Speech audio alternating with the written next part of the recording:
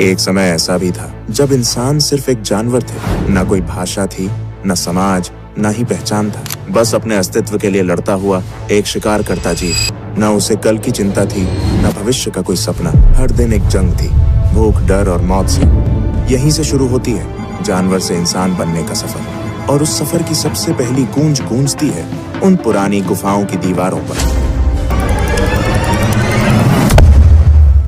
आज से अरबों साल पहले का वो समय जब धरती पर कोई इंसान, जानवर, पेड़ पौधे, यहाँ तक कि कोई भी जीवित प्राणी मौजूद नहीं था। सिर्फ एक उबलता हुआ आग का गोला जो सूरज से भी ज्यादा खतरनाक लग रहा था।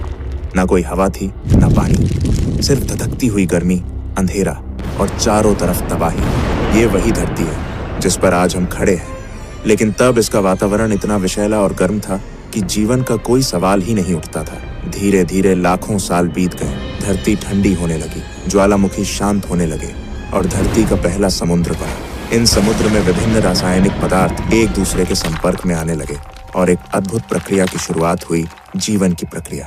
पहले पहल सूक्ष्म जीव बने जिन्हें हम प्रोकैरियोटिक कोशिकाएं कहते हैं। ये इतने छोटे थे कि उन्हें देखने के लिए माइक्रोस्कोप की भी जरूरत पड़ती। ये प्राणी ही जीवन की पहली कड़ी थे। कोई हाथ पैर नहीं, कोई दिमाग नहीं, बस एक सरल कोशिका जो जीवन के पहिए को घुमा रही थी। धीरे धीरे प्रोकैरियोटिक जीवों ने खुद को विकसित किया और यूकैरियोटिक जीव अस्तित्व में आए।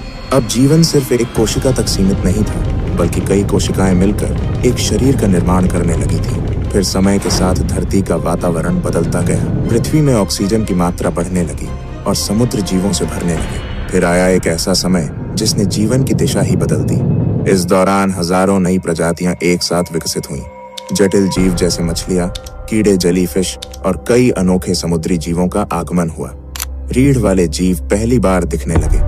जीवन तेजी से विकसित होने लगा और फिर कुछ जीव पानी से बाहर निकलकर धरती पर भी अपने पैर जमाने लगे। कुछ मछलियां विकसित होकर उभयचर यानी एम्फिबियंस बन गईं, जिन्हें पहले पानी और फिर धीरे धीरे जमीन पर रहने की ताकत मिली। फिर आए सरीसृप यानी रेप्टाइल्स।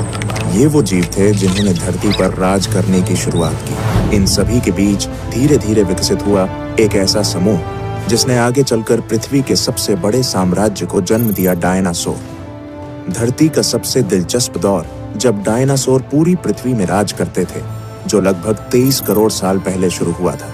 डायनासोरों की दुनिया सिर्फ एक जैसे विशाल जीवों की नहीं थी, बल्कि ये एक पूरी जैव विविधता से भरी दुनिया थी, जिसमें हर प्रकार का डायनासोर अपनी एक अलग पहचान और भूमिका निभाता था।